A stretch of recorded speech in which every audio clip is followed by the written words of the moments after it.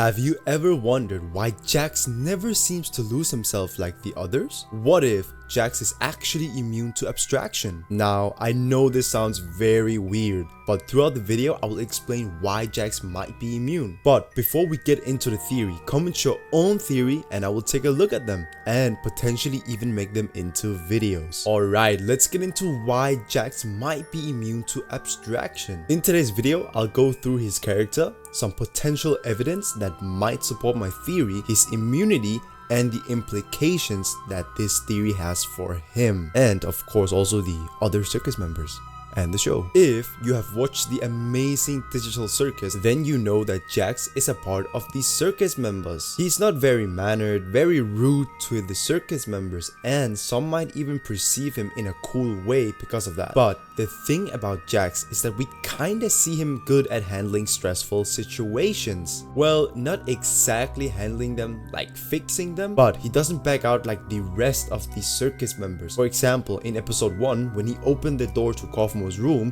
he ran away.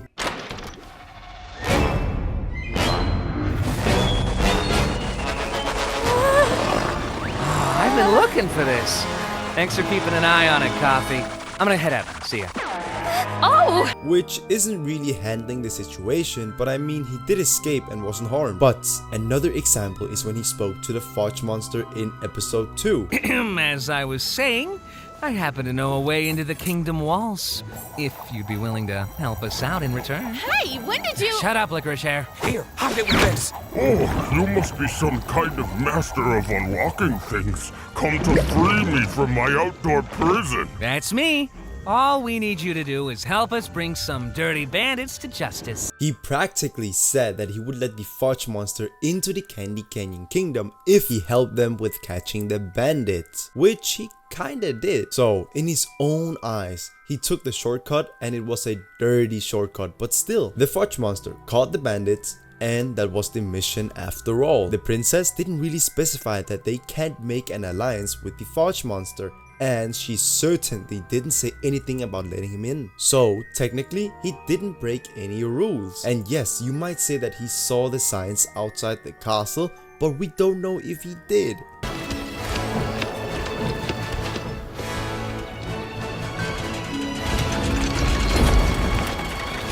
So yes, he did kind of handle the situation very well, because the other characters didn't really lead the way or take command, and that just supports Jax being good at handling stressful situations. For example, Pomni got easily traumatized when Gomiku exploded. So this is the circus, huh? I gotta get used to this. Oh, looks like one of these guys made it through. Wait, what? Wait, what? And yes, I know that she's only been in the circus for 2 days and she doesn't know how the circus works yet, but that still adds to Pomni being vulnerable. Kinger is honestly just crazy. I mean, not abstract crazy, but something must have been going on in those long years that he's been in the circus. They're the two most mentally stable and capable characters to be paired together. Ragatha might actually be on the brink of abstraction. I mean, she's an optimistic person and tries to help, but it looks like she's about to go crazy. We can take a look at the example when they walk down the dorm room hall to check on Kaufmo. Well, we usually do when we first arrive, but after a while you start to realize that you really can't leave, and constantly chasing an unattainable goal will start driving you a bit crazy. And eventually you get to asking what the point of anything is, and you completely lose sight of who you are and why you're even alive, and when you reach your breaking point, something really terrible can happen. Gangle is definitely a more fragile version of Pomni. I mean, look at her. She pretty much seems so fragile, and her emotional state just adds more to it. They broke my comedy mask. So, Kane, we having a new adventure today for the newbie? Zooble is just unbothered, doesn't want to join any adventures, has a negative attitude. Nope. Zooble, wait! I'm testing out a new AI in this one. It should be 57 times more immersive. Ooh, a new AI. You don't want to mess with the new AI, Zooby? Yeah, no. But even though that she's all of that, we haven't seen her in a real adventure yet. Which means that even though she's very negative and has that bothering attitude, she might actually be good at adventures. But that is something that we will have to wait and see. And this leads me to talk about Jax's composure. He is honestly always composed and in control. We have not yet seen him lose control, be weakened, or any of that sorts. I think that Jax's resilience isn't just about being tough or even brave. I believe that there's something more to it. In both episodes, we see Jax being pretty calm and not even on the brink of being stressed, which suggests he might have an unique ability. We presumably know that he was transported into the show at a young age. On their wiki site, it says that Jax is 22 years old, making him the youngest in the circus, while Zooble is just a couple months older than him. And from most movies that I have watched, the younger characters tend to have more potential. For example, if you know Hunter x Hunter, or some people call the show Hunter x Hunter, Gon is the character with the most potential. And just in perspective to TADC, Jax is the youngest, and from what we have seen, he's very composed, never stressed, always thinks of ways which can be brutal at times, and he's strong unlike the others. I believe that Jax was teleported into the show at his teenage years, so having that teenage mindset make him more cocky, so that also adds more to the theory. Now let's talk a bit more about the potential evidence. I've gone through some of them already, but let's quickly recap. In episode 2, when the circus members fell down a cliff and into the Fosh monsters' territory, Jax was about to get eaten, but he wasn't seen to be stressed or even scared. He honestly just looked like himself. Don't mind if I do. Whoa, buddy! We're not food, we're not candy, we're none of that! You don't want to eat us! Oh, you're not candy. And even after nearly being eaten, he came up with a solution to complete the mission, which the other circus members wouldn't have thought of. As I was saying, I happen to know a way into the kingdom walls, if you'd be willing to help us out in return. Hey, when did you— Shut up, Licorice Hair. Here, have it with this. Oh, you must be some kind of master of unlocking things. Come to free me from my outdoor prison. That's me. All we need you to do is help us bring some dirty bandits to justice.